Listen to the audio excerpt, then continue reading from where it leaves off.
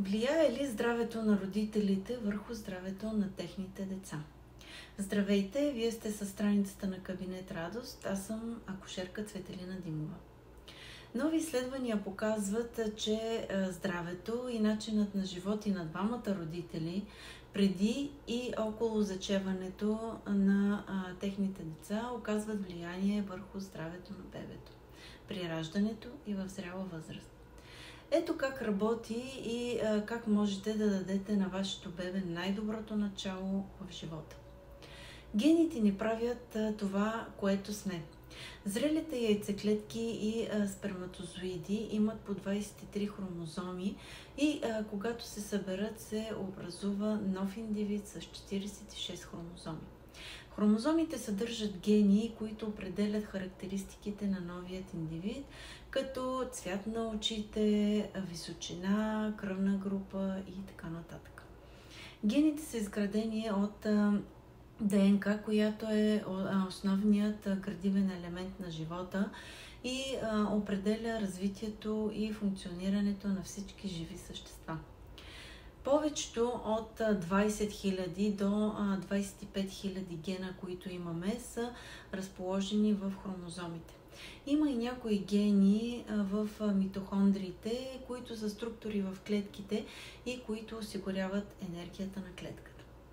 Гените са чувствителни към околната среда и могат да променят начина си на функциониране, ако са изложени на неоптимални условия. Промените в гените в отговор на околната среда се наричат епигенетични ефекти.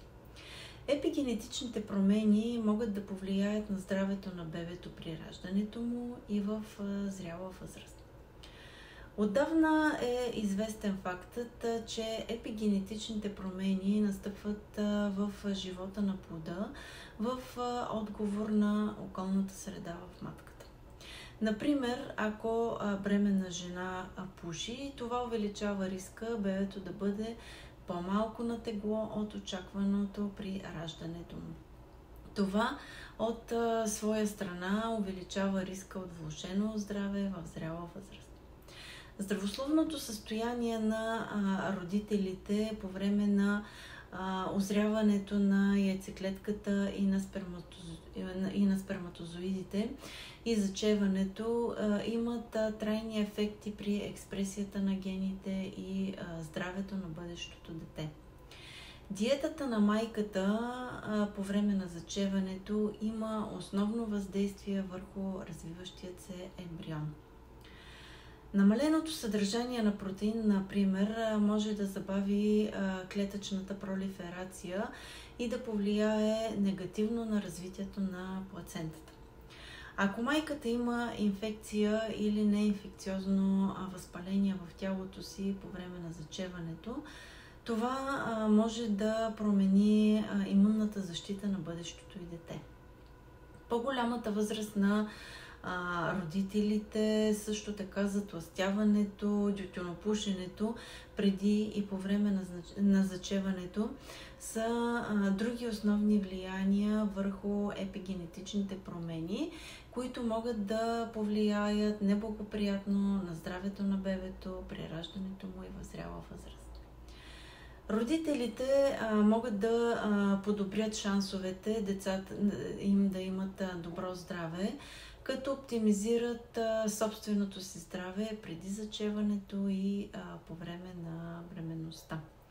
Ако планирате да имате деца, посетете вашият лекар за цялостен здравен преглед преди зачеването и също така се стремете да бъдете в границите на здравословното за вас тегло.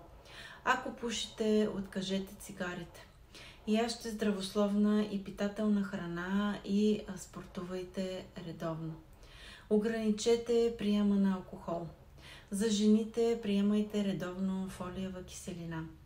Избягвайте контакт с токсични химикали в работната си среда и в домашната среда. Посетете лекар, ако подозирате инфекция или друго възпаление. За още полезни съвети последвайте страницата на Кабинет Радост заедно с мен, акушерка Цветелина Димова.